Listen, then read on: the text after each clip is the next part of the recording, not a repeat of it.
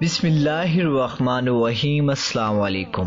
ابو طالب نے تجارت کی غرض سے شام جانے کا ارادہ کیا۔ نبی کریم صلی اللہ علیہ وآلہ وسلم نے بھی ساتھ جانے کا شوق ظاہر فرمایا۔ بعض روایات میں آیا ہے کہ آپ نے جانے کے لیے خاص طور پر فرمائش کی۔ ابو طالب نے آپ کا شوق دیکھ کر کہا، اللہ کی قسم میں اسے ساتھ ضرور لے جاؤں گا، نہ یہ کبھی مجھ سے جدا ہو سکتا ہے، نہ میں اسے کبھی اپنے سے جدا کر سکتا ہوں۔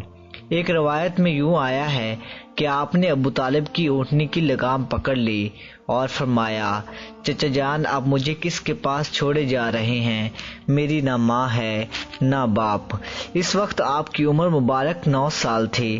آخر ابو طالب آپ کو ساتھ لے کر روانہ ہوئے، آپ کو اپنی اونٹنی پر بٹھایا، راستے میں عیسائیوں کی ایک عبادت گاہ کے پاس ٹھہرے۔ خانقاہ کے راہب نے نبی کریم صلی اللہ علیہ وسلم کو دیکھا تو چونک اٹھا۔ اس نے ابو طالب سے کہا، یہ لڑکا تمہارا کون ہے؟ انہوں نے جواب دیا، یہ میرا بیٹا ہے۔ یہ سن کر راہب نے کہا، یہ تمہارا بیٹا نہیں ہو سکتا۔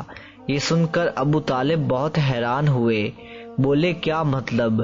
یہ کیوں میرا بیٹا نہیں ہو سکتا؟ اس نے کہا، یہ ممکن ہی نہیں کہ اس کے لڑکے کا باپ زندہ ہو، یہ نبی ہے۔ مطلب یہ تھا کہ ان میں جو نشانیاں ہیں وہ دنیا کے آخری نبی کی ہیں، اور ان کی ایک علامت یہ ہے کہ وہ یتیم ہوں گے۔ ان کا باپ کا انتقال اسی زمانے میں ہو جائے گا جبکہ وہ ابھی پیدا ہونے والے ہوں گے۔ اس لڑکے میں آنے والی نبی کی تمام علامات موجود ہیں۔ ان کی ایک نشانی یہ ہے کہ بچپن میں ان کی والدہ کا بھی انتقال ہو جائے گا۔ اب ابو طالب نے اس راہب سے پوچھا، نبی کیا ہوتا ہے؟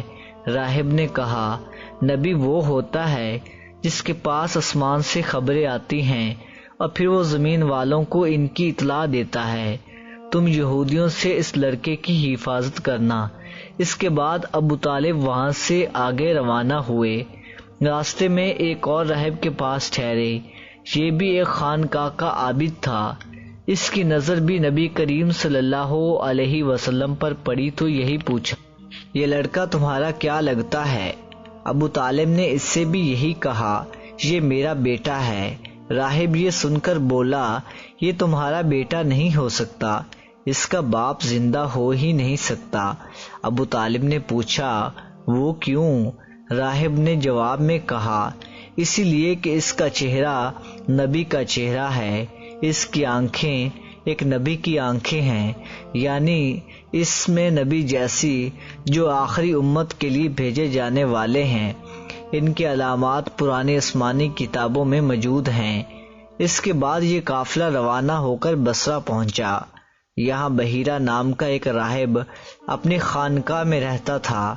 اس کا اصل نام جرجیس تھا، بحیرہ اس کا لقب تھا۔ وہ بہت زبردست عالم تھا۔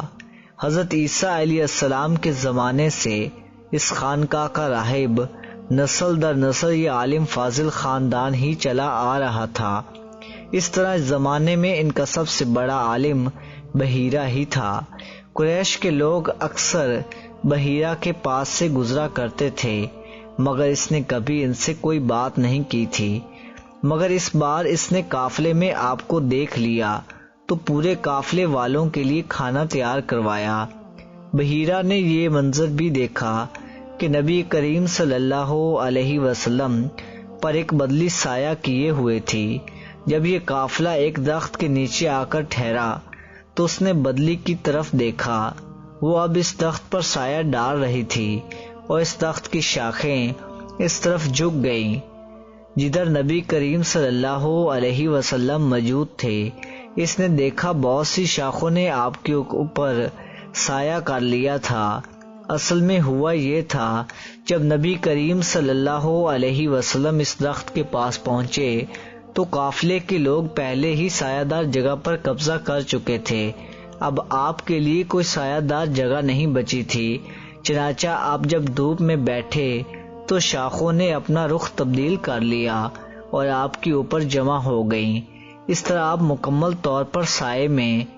بحیرہ نے یہ منظر صاف دیکھا تھا آپ کی یہ نشانی دیکھ کر اس نے قافلے والوں کو پیغام بھجوایا، اے قریشیو، میں نے آپ لوگوں کے لیے کھانا تیار کروایا ہے۔ میری خواہش ہے کہ آپ تمام لوگ کھانا کھانے آئیں، یعنی بچے، بوڑھے اور غلام سب آئیں۔ بحیرہ کا یہ پیغام سن کر قافلے میں سے ایک نے کہا، اے بحیرہ، آج تو آپ نیا کام کر رہے ہیں، ہم تو اکثر اس راستے سے گزرتے ہیں، آپ نے کبھی دعوت کا انتظام نہیں کیا، پھر آج کیا بات ہے؟ بحیرہ نے انہیں صرف اتنا جواب دیا، تم نے ٹھیک کہا، لیکن بس آپ لوگ مہمان ہیں اور مہمان کا اکرام کرنا بہت اچھی بات ہے۔ اس طرح تمام لوگ بحیرہ کے پاس پہنچ گئے، لیکن اللہ کے رسول صلی اللہ علیہ وسلم ان کے ساتھ نہیں تھے، انہی پڑاؤ میں چھوڑ دیا گیا تھا۔